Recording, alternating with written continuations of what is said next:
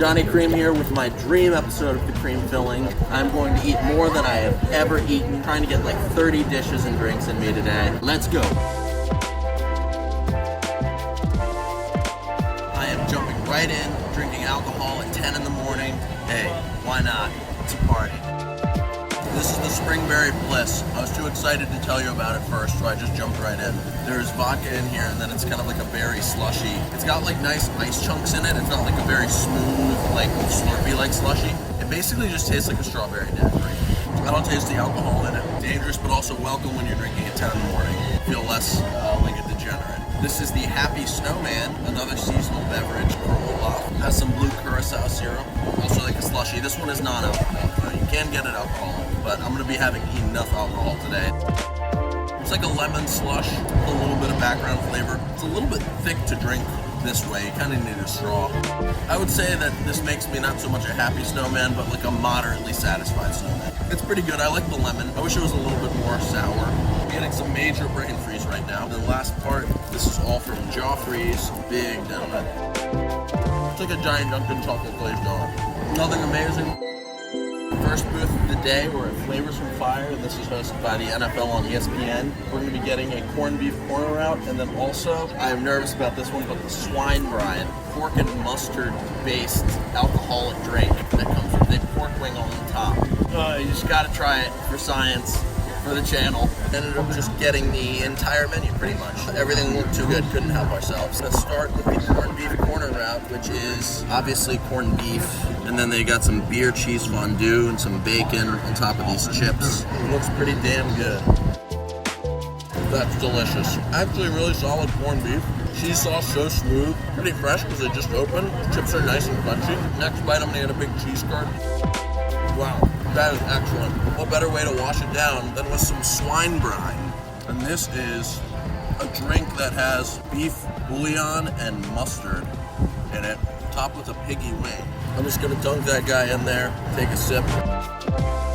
Okay, it kind of just tastes like a bee's knees, honestly. Lemony whiskey. There's like a little bit of savoriness to it, but nothing strange or out of the ordinary. The piggy wing is awesome. Oh yeah, coming in way above expectations with the swine brine. It's like a good whiskey flavor, but nothing harsh or overpowering at all. Next is the chimichurri up offense, which is some steak with chimichurri sauce. And then we got some coleslaw, or some cabbage as well. This is gonna be a little bit tough to eat without a knife. And it's on top of a corn cake, or an arepa chancla, as my girlfriend tells me. The chimichurri sauce is really good. The steak is pretty tender, and I like the corn cake. The corn cake surprisingly still has a little bit of crisp. Or like, not crispness, but it's not soggy at all on the outside. Little bits of sweet corn in there. Really good. Flavors from Fire. Throwing some heat. Tried to wash my mouth out of all of the savory flavors best I could. Look at that. Oh man. That is bursting with delicious s'mores. And it's a smoked chocolate, they said. The whoopie pie cake is so soft and moist. Good s'mores balance of flavor. There's a little bit of a weird aftertaste. And I wish the graham cracker was still crunchy. I kind of like bit right through it. It was pretty soft. Flavor-wise, delicious. Everything here, very, very good.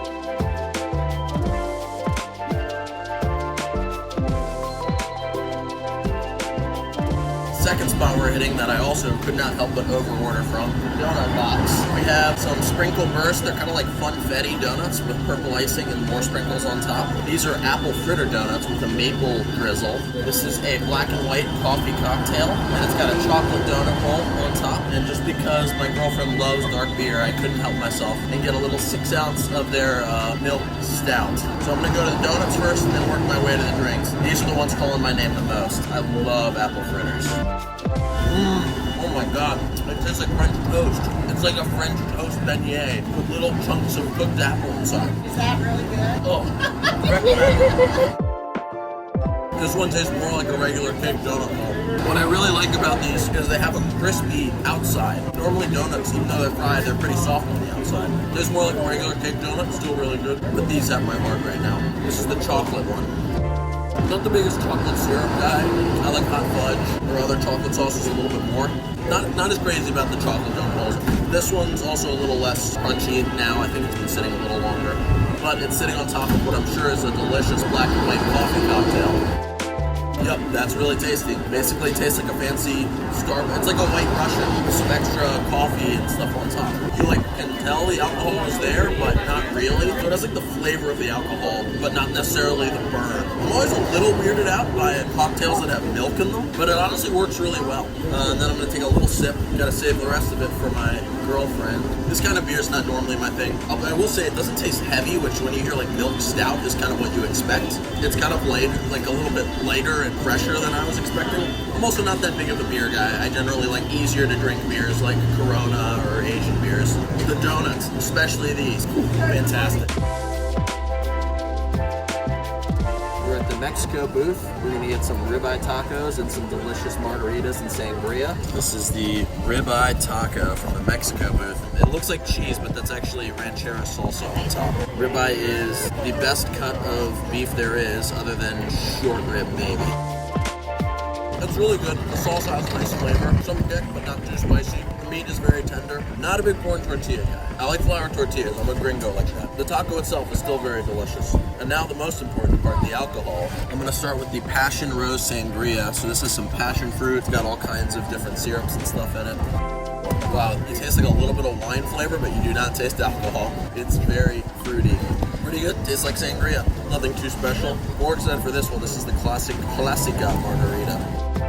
Just a very solid on the rocks margarita. But I will say the ones at Casa de Azul inside of the pyramid at Epcot, those are the really premium margaritas. This one's still very good though.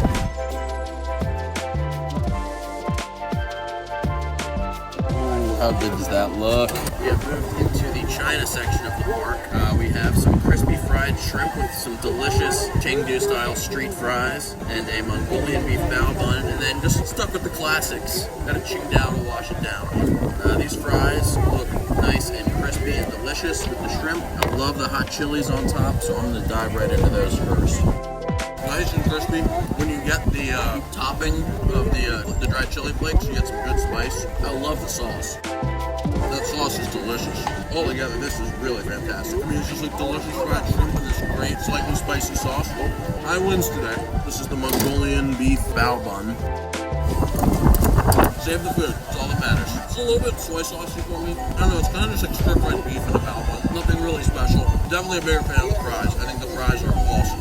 The fried shrimp on top. I already know I like this. This is my kind of beer. It's very good.